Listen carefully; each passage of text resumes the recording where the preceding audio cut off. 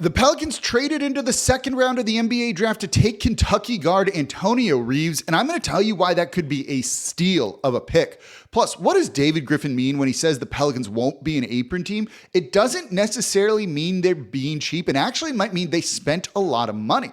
And what will Trey Murphy III's extension look like? It's a jam-packed Friday episode of Locked On Pelicans. Let's go.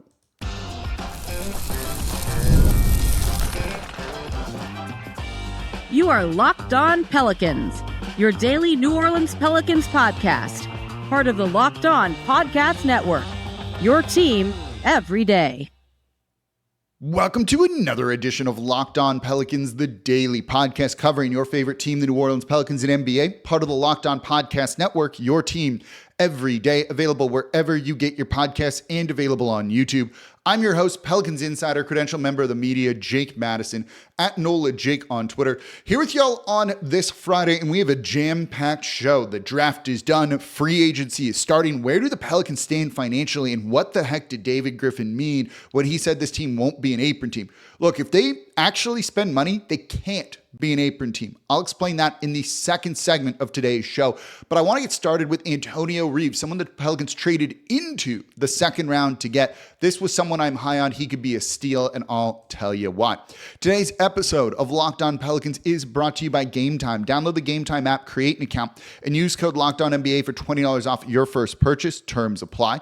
And of course, thank you for making Locked On Pelicans your first listen today and every day. We're here Monday through Friday, the #1 Pelicans podcast covering everything you want to know about this Pelicans team. I appreciate everyone who came by the live show yesterday. That was a lot of fun. We'll do more of those too. So please subscribe wherever you get your podcast and join over 10,000 Pelicans fans on YouTube. Become an everydayer. Listen Monday through Friday to Locked On Pelicans. Antonio Reeves.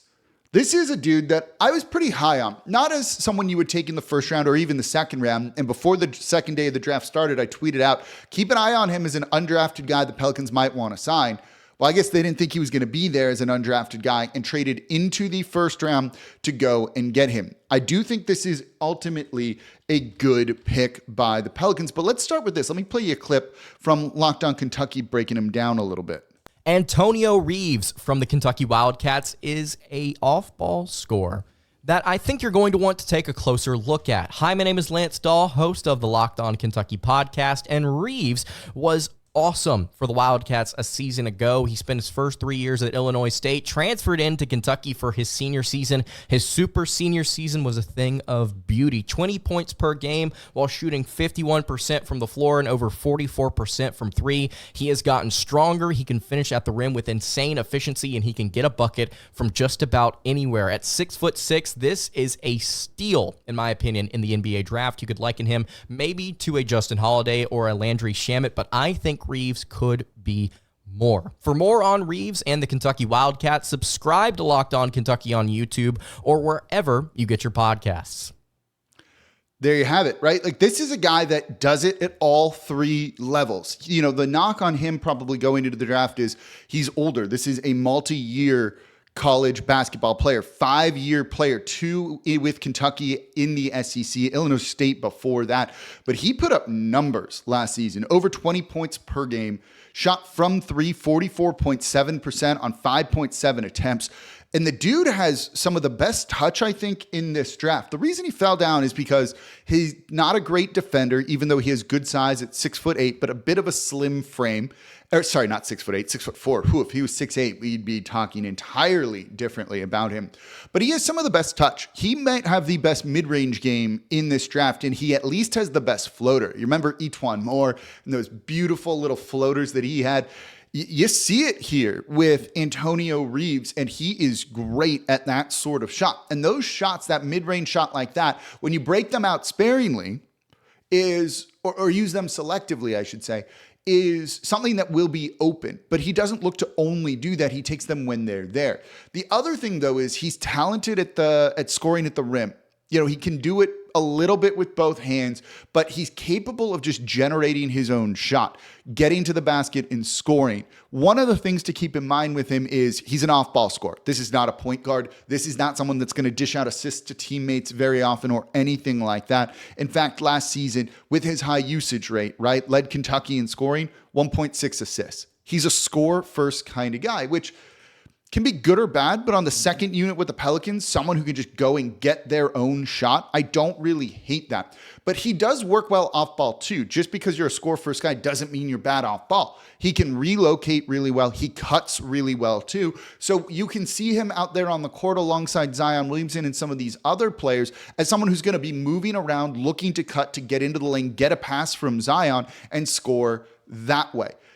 When you look at him on the defensive side of the ball, there's good measurables there. The lateral side-to-side movement isn't great. That's going to limit him at the NBA level. He'll be 24 next season too. That I do think is part of the problem. But this is a guy who knows how to move off ball, catch the ball, shoot the ball. And I do think that's a pretty good skill to have with this team. Prioritizing shooting from as many positions as possible, I think, is a really important thing. This was someone I was pretty high on. The Pelicans also didn't give up much to get him. We haven't seen the final details of the trade. They took him 47th overall, and it was reported they gave up 2 future pick swaps. So likely second round pick swaps. So with the Orlando Magic, they'll get the better of the Pelicans or the Magic's second round pick. They don't lose anything. You don't lose a second round pick in a pick swap. You have one, it'll just be the worst of the two. Given that they have lesser value than first round picks, still retaining a second round pick is good. So in a sense, you didn't give up anything, or you didn't lose anything, I should say, to go and trade for him. So if this is a guy that the Pelicans like, that's great. Now, after drafting Yves Missi yesterday, they have 2 open roster spots. More on their salary cap structure in the next segment here. They have 2 open roster spots. I do not know, and I don't think it's been reported or anything like that yet, that Antonio Reeves is guaranteed one of those roster spots. I do think this is a guy that they could put on a 2-way deal, something like that. So he might not count against the salary cap, so they could put him on a 2-way deal, or they could sign him using the new second round exception, which you don't need to do until much later. So we'll see him for sure in Summer League with this team. Him and Jordan Hawkins on the same team is going to be pretty fun to watch. There should be a lot of shooting, a lot of scoring for the Pelicans here. How they're going to sign him, how they plan to use him just yet, I'm not sure if we truly know. That might be, a decision to be made later. But Antonio Reeves, your newest Pelican, a day where we thought they could be quiet, but there's potential that they were going to trade up. They did. They got a guy that I liked. Pretty happy with the move that the Pelicans made here, and we'll see where they go. But this was a good pick. Keep in mind, it's a second round pick. It's a second round pick. So this is not someone who is expected to come in, light it up, to do anything like that, to, be a starter necessarily, though they've had some success with that. Keep that in mind too. But overall, pretty happy with the way this kind of worked out for the Pelicans going and getting their guy, and a guy that I particularly like, and told you, I even said it on Locked On Pelicans, keep an eye on this guy. Ended up in what Pelicans did. So coming up next, David Griffin in his press conference yesterday said the Pelicans aren't going to be an apron team. What's that mean? Does that mean they're being cheap? It means actually potentially the opposite. Might meant they spent a lot. I'll explain. Let's get into the salary cap structure, the collective bargaining agreement, the luxury tax, all of that. That's coming up here next. Numbers heavy segment coming up here next in today's episode of Locked On Pelicans. Today's episode of Locked On Pelicans is brought to you by GameTime. Look, basketball season is done, but if you love going to MLB games, maybe you travel around the summer, there's a game in the city you're in, GameTime is an official ticketing partner of Major League Baseball. No better than being out in the ballpark, hanging out, taking in the sun, a drink in your hand, snacks in the other. It's a lot of fun. Or maybe you want to use GameTime for anything else, because this is now my go-to ticketing app. You can use it for theater, comedy, whatever it is you're looking for other than sporting events, concerts. GameTime has it on there. And what I love about it is if you're going to a place you've never been, you can see the view from your seats. That way you feel better about the purchase that you're making. They also have flash deals, last minute deals. You can save some money. Bored on a Friday, not sure what to do? Open the GameTime app. You'll see a list of events. You're going to have an awesome Friday night now, all of a sudden. And they also take away the nervousness. You get peace of mind with GameTime here with a GameTime guarantee. They're going to credit you 110% of the difference if you find tickets in the same section and row for less. So get the guesswork out of buying MLB tickets with GameTime. Download the GameTime app, create an account, use code LOCKEDONNBA for $20 off your first purchase. Terms apply. Create an account, redeem code LOCKEDONNBA, LOCKEDONNBA for $20 off. Download GameTime today. Last minute tickets, lowest prices guaranteed. And thank you for making Locked On Pelicans your first listen today and every day. We're here Monday through Friday, the #1 Pelicans podcast, bringing you everything you want to know, whether it was about Yves Missi, breaking down what he was going to bring to the team, why the Pelicans drafted him, why I didn't like the pick. That's yesterday's show. Looking at Antonio Reeves, the second-round pick, a guy we told you to keep an eye on here. And we're going to look at the salary cap structure, breaking down what David Griffin said, not in hysterics, but in a way that explains to you what's going on. Let's look at that here. Now, for your second listen, by the way, you hate watching Fox Sports, ESPN all day long, talking about Bronny James, nothing else during the draft. Go to Locked On Sports Today, a free 24/7 sports streaming channel program for you every day to bring you the biggest stories without all that screaming. Locked On Sports Today brings you can't-miss analysis, opinions, and news streaming 24/7 on YouTube with a free Amazon Fire TV channels app, part of the Locked On Podcast Network, your team every day. All right, let's get into the comments from David Griffin. I got asked about this on ESPN Radio on Thursday, and it needs to be explained because what he said wasn't a bad thing. He didn't say anything that was a bad thing at all, but I know people might view it as that or almost want to twist it into that to kind of scare people and that this team's bad. Now, they're not great, but they won 49 games. That's something. What he said, though, was do not expect the Pelicans to be an apron team. What's that mean? Do you know what the first and the second apron in the salary cap structure is? Because there's levels to this. So let's break it down a little bit and what it exactly means. There's a couple of levels to the salary cap. The first one is the soft cap. You can just, if you're under that, you can spend up to it in free agency or on your own players. Just spend money once you hit that. Once you go above the soft cap, you have to use exceptions to sign players. You don't have cap space, so you can't just go sign someone for $20 million. You can use the mid-level exception, of which there are 3, and we'll talk about 2 of them in a second. You can use the biannual exception, potentially, every other year, biannual. You can use the veteran minimum exception. You can use something called bird rights to re-sign your own players, early bird rights, there's all that stuff. You use exceptions when you're over the soft cap. Once you get beyond that, you get from the soft cap to the luxury tax. Once you're in the luxury tax, now you're paying dollar for dollar or more on the money that you're spending, and that gets shared around all the teams that aren't in the luxury tax.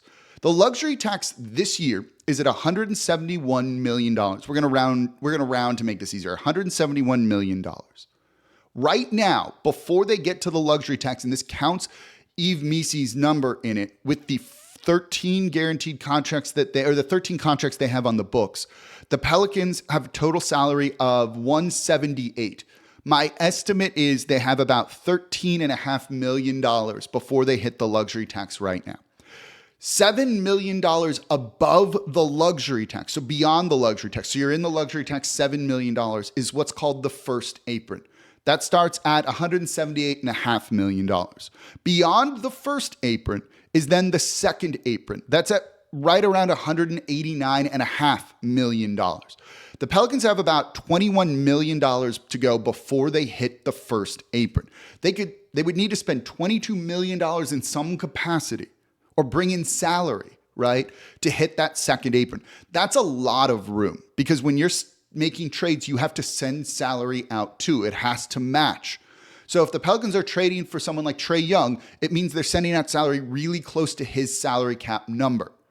So it's not like they don't just trade for him because they're being cheap. So here's why you want to avoid the first or the second apron, because restrictions get in place once you hit those levels. So once you've spent so much money, the NBA doesn't want that. They want parity. It becomes really difficult to build your team out. When you hit the first apron, about $179 million, right? You're not allowed to acquire a player as a sign-and trade. You're not allowed to use a pre-existing trade exception. Don't worry about that one. You're not allowed to take more money back in a trade. So there's a little bit of wiggle room with it, but say you're trading for a $35 million player, you need to send out more than $35 million. You can't send $30 million out. That limits what you're able to do.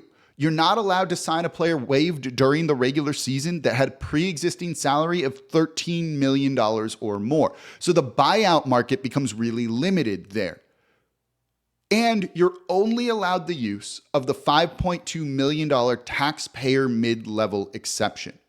So the mid-level exception, if you're in the first apron, you can only use the $5.2 million mid-level exception. If the Pelicans are just a luxury tax team, just in the luxury tax, say they're in at $5 million, you're not at that first apron level, you can use the non-taxpayer mid-level exception, which is $12.4 million. Now, the second apron, and then we'll go back to why David Griffin said this and why it's actually a good thing. So all of the stuff from the first apron is also there, but it gets even more restrictive. You're not allowed to aggregate contracts sent out. You want to bring in a $30 million player, you can't trade a player that makes $20 and $10 million. You can't do that. You also can't trade future first-round picks beyond a certain year. They just get frozen. You can't trade a future first-round pick 7 years out. It limits what you're capable of doing. And you don't have the taxpayer mid-level exception or anything like that anymore. So you're really limited. When you look at a team like the Boston Celtics, they're in the second apron. Their team is what it is. The only way they can add to that team is by literally just signing minimum contracts and draft picks. That's it. Nothing else. You look at a team like the Denver Nuggets, who just traded Reggie Jackson to the Charlotte Hornets, along with 3 draft picks so that they could drop below the apron so that they could make other moves. It really limits you what you're capable of doing. So right now, the Pelicans have room to go into the luxury tax. They have about $13.637 million. Say they use the full mid-level exception, that 12.4, they sign 1 or 2 other guys or they make a trade that brings some more salary back. One of the things that you hear a lot about that freaks people out is something called being hard capped. Don't worry about that. When people say, oh, it triggers a hard cap scenario, it's totally fine. You know, the Pelicans have access to the biannual exception this year and the mid-level exception. Let's just say they use both of those. That puts them into the luxury tax. If you use the non-taxpayer mid-level exception and then you later go into the luxury tax, you become hard capped at the first apron. You are literally not allowed to go over that. You are stuck at that number. When David Griffin says we're not going to be a we're not going to be an apron team, that could mean we're going to be a luxury tax team, and we're going to use the full non-taxpayer mid-level exception. So he's basically, in a sense, saying potentially we're going to spend money, and we're going to hit a point where we just can't go above this number because of the rules. Works for me. Like, that means you're about $7 million into the luxury tax. That's them paying for the first time. So when he says we're not going to be an apron team, this team has no need and wouldn't even get close to going to the second apron in the first place. Even if they wanted to, they likely weren't going to get to the first apron. So I'm not worried when David Griffin says this. And if you know how the salary cap works, not everyone does. It's confusing. And it takes a little bit to kind of get used to it. That also means that they're planning to spend the full non-taxpayer mid-level exception, $12.4 million. They did not do that last year. They haven't done that the past couple of years. But now it's saying we're not going to be an apron team because we literally are not allowed to be. But he never said they won't be in the luxury tax. The way I kind of view it is $5 million. $5 million into the luxury tax is probably what they're going to do. As of right now, that means they can spend about $18.5 million more on salaries than where they are currently, however they go about doing that. But David Griffin saying we're not an apron team isn't really that big of a deal to me. That's not a concern. If they get hard capped, I don't expect them, to have gone above that number anyway. And it also would have been really, really hard where they are. It would not have been easy for them to get into that apron territory either. And by staying below that, it means they have more flexibility to sign players. The other thing that it does is it lets you have flexibility during the season. By not hitting that apron and being below it, you still have access to things. Maybe they don't use the full mid-level exception right now, but you retain that throughout the season. So maybe all of a sudden, you trade for someone, or someone gets waived and you can sign that person using that money during the season. By having that flexibility, think about the trade rules we talked about, right? You can't send out more money than you bring back. This team is below the apron, and at the trade deadline is like, oh, hey, we have a chance to upgrade and get this player. Now they have the ability to take more money back in a trade than they would have otherwise. It gives you more flexibility at the trade deadline and isn't exactly limiting. David Griffin saying we're not going to be an apron team does not worry me or scare me. It does not necessarily mean that they are being cheap at all. It might mean they're actually spending kind of the most they could spend this summer, which is an encouraging sign. They also might not do that. They also might not be a luxury tax team. If they're not, you will hear me rip them apart on this show. I will call them cheap and I will explain that. But let's not borrow a problem from the future that hasn't occurred yet, and let's see what they do. It's still early in the offseason. There's still a lot of time. We'll talk more Brandon Ingram trades next week because it doesn't seem like anything's getting done right now. So more on that in the future, but David Griffin's comments the other day don't really make me worried or anything like that about what this team is planning to do this offseason. So maybe I'll put a link out to the Pelicans salary cap sheet that I have so you can kind of see some of the money here and what it all means. If you're interested in that, let me know in the comments down below. I don't mind sharing that with anyone. It's not like it's a secret or anything. So that's kind of where it stands with the salary cap. I hope I explained that somewhat well. I know it's confusing and it's tough without showing you things, but given that the show is both on YouTube and in audio only form, I try and just use my words, paint a picture with words here. So I hope I did that a little bit well, or at least explained why those comments from David Griffin don't stress me out or make me worried. It doesn't mean that they're necessarily going to be cheap. Do you agree? Do you disagree? Let me know in the comments down below. Speaking of not being cheap, you know who's not going to be cheap? Trey Murphy III. He's up for an extension. He's not going to be cheap at all. At all. That's okay. Let's break it down. What is his extension going to look like? He's extension eligible. This can get done in the next week. Let's talk about what I expect the numbers to be and why.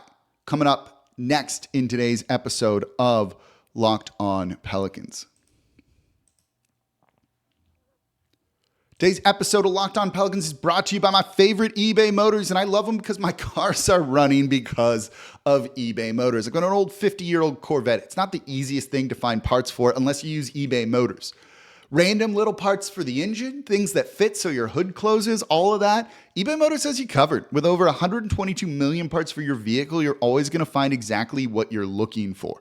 You want to give your car more utility, add a roof rack, something like that onto it, maybe a bike holder? eBay Motors has you covered. You want to make it sound louder, new exhaust? You want to make it go faster, maybe a supercharger? All of those things on eBay Motors. And my favorite part's been here without this. The eBay Guaranteed Fit, your part is guaranteed to fit your ride every time or your money back. And with eBay Motors, I shop there because you're burning rubber, not cash. Their prices are so good. So with all the parts you need at the prices you want, it's easy to make your car the MVP and bring home a big win. So keep your ride or die alive over at ebaymotors.com. Eligible items only, exclusions apply. eBay Guaranteed Fit only available to U.S. customers. And thank you for making Locked On Pelicans your first listen today and every day. We're here Monday through Friday, the #1 Pelicans podcast covering everything you want to know. You don't get in-depth salary cap breakdown like that anywhere else, really. So please subscribe wherever you get your podcast. Become an everydayer. That means you listen Monday through Friday to Locked On Pelicans here. If you're an everydayer, let me know in the comments down below. It was fun talking to so many of y'all in the live show yesterday. I think everyone needs to take a breath a little bit here, but it was fun to interact with y'all. We'll do more of those over the summer. There's one or two things that are up in the air for me, get settled just a little bit here, but we will definitely do more of those, answer your questions when it hits the slower part of the off season. And if you have questions, let me know because it might be turned into a show. I take what y'all say a lot because it makes it a little bit easier on me, but I do the show for you, not for me, right? Like this is not about, this is not Locked On Jake Madison. It's Locked On Pelicans for Pelicans fans. So I want to do and talk about what y'all want to hear and talk about. Okay, enough from that. Let's get into the Trey Murphy extension. He's eligible for it right now, going into the final year of his rookie deal. He's going to get paid. He's going to get paid. Before we get into the numbers behind it, because I have an estimate here, and it's based off of two other NBA comps, and it's an approximation, is we're going to see a lot of sticker shock. There's just going to be so much sticker shock with the money going up in the NBA. That means the salary cap rises. That salary cap number that we talked about, the luxury tax threshold, the luxury tax number, it's all based off of revenue from the league. So as they sign some new TV deals, which means more money coming into the league, that means that salary cap number goes up, which means salaries then go up, right? This is how everyone eats here in the NBA. So you're going to see some numbers that just make your eyes pop out of your head. You're going to see an NBA player making $80 million a year at some point in the near future.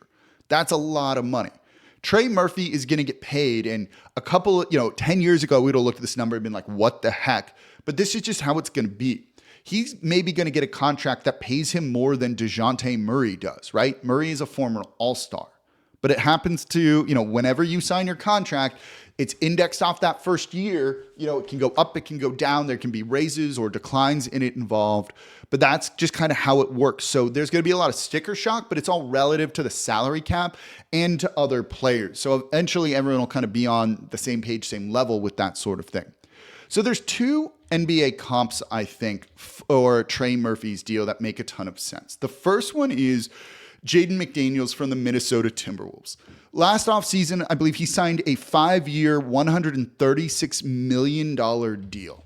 Now, that's a lot of money. He was on a good team. They finished third in the Western Conference this year. He finished second, by the way, in Defensive Player of the Year voting. Or let me pull him up again here. Jaden McDaniels. Or was he just on the second defensive team? I can't remember now. Let me pull up. He was on the all-defensive second team. So he's won an award. He's considered a very good defender in the NBA. Last season, before he got the extension, 12.1 points per game, shot 40% from three on 3.4 attempts, 3.9 rebounds, 1.9 assists, 12 points on 9.1 shot attempts. That's a pretty decent contract for a guy like that, who's not an elite scorer, but gives you very, very good defense. 136 divided by 5, it's an average annual value of $27.2 million. The other guy that I think you got to look at is Devin Vassell from the San Antonio Spurs. He signed, where did my numbers go? 5 years, $146 million. This is someone who, for his, where'd he go? Last year, averaged 19.5 points per game, shot 37% from three, not an elite number, on 6.6 attempts. That's 19.5 points on 15.5 shot attempts, 3.8 rebounds, 4 assists, a little bit over 1 steal per game. It's a good player. That has an average annual value. We said it was 146 divided by 5. I'm not doing math in my head. $29.2 million. Trey probably should fall somewhere in between those guys. Now, there's a couple of ways you can do his contract, but let's say you're just going to throw a bag at him, be like, no player options, no team options, just a straight up contract. 5 years, here's the money, right?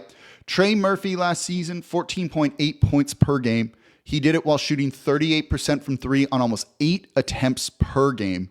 4.9 rebounds that got better after his mom called him out and improved as the season went on. 2.2 assists, about a steal per game and half a block per. He's also a good free throw shooter. Some of his numbers are slightly down from the year before as he was dealing with, coming back from that meniscus injury. He shot slightly better his sophomore year at 40.6%, but for his career is a 39.2% shooter from three on high volume. Those are really good numbers. His per 36-minute numbers last season, basically 18 points per game, 6 rebounds, 2.6 assists, and almost an over 3.5 made threes. Almost 10 three-point attempts per game. The type of player you want to put next to Zion Williamson. My guess, if we're kind of triangulating the numbers between Jaden McDaniels and Devin Vassell, would be 5 years, $140 million. I think it's going to be something like that. So that's what I'm expecting him to get made, about $28 million per year. I don't think he'll go under 25 per year. Maybe you shorten it and you go 4 years at like $110 million, something like that. But I would assume 5 years, 140. $28 million would make him the 4th highest paid player on the team. That's basically double what Herb Jones is making. but the shooting that he gives you is just elite. Deep threes too, really spacing the court. This is someone that they want to be a starter next year, and I think they're trying to figure out how to make that happen. Something to consider with that too, because you can't really pay him that to come off of the bench. It also does mean in the future, they're going to have to look at maybe moving CJ McCollum or Brandon Ingram, depending on what goes on with Brandon Ingram this summer, and who knows, more on that next week. So that's, I think, where you're estimating his contract, somewhere in that range. If it's dramatically below that, that's a huge win for the team. If it's, significantly above that, I don't think he's a full max guy. The defense isn't there for him to be a full max guy, but the offense is definitely in there for him to get a freaking bag, and I think he will. I think it's going to be 5 for $140. We don't need any player team options, just straight up sign him. That contract, while a lot, in 2-3 years is going to look fantastic if he's a starter and pushing. I don't know if he's an all-star level player. He could be, but I think for being your third starter at that point, that kind of money, he's going to have a very valuable contract around the league. That does you no good unless you're going to trade him, by the way. We talk about Herb Jones' contract being a steal. Like, sure, that's great. It helps with team building, but also it's more valuable when you can trade those things. But they're not going to trade Herb, at least not right now, and they're not going to trade Trey Murphy either. That's the contract that I expect. Too rich for you? Do you think he'll get more than that? Let me know in the comments down below. That, though, I think is more important than any free agent they're really going to sign, given that they're kind of limited to that $12.4 million non-taxpayer mid-level exception because of the stuff we went over in the second segment of the show. So that's going to do it for this episode of Locked On Pelicans. I don't know if we'll have a bonus show over the weekend or not. We may. Depends on what happens. If there's big breaking news, we're going to cover it here. So please subscribe so you never miss an episode. Tell a friend about Locked On Pelicans too. Stay for the salary cap breakdown, for the breakdowns of Antonio Reeves and other players here, all of those things. We got a lot more to come. We're not slowing down at all this offseason right now. So please subscribe, become an everydayer. And as always, I'm your host, Jake Madison, at NOLA Jake on Twitter. And I'll be back with y'all maybe over the weekend, maybe on Monday. We'll see.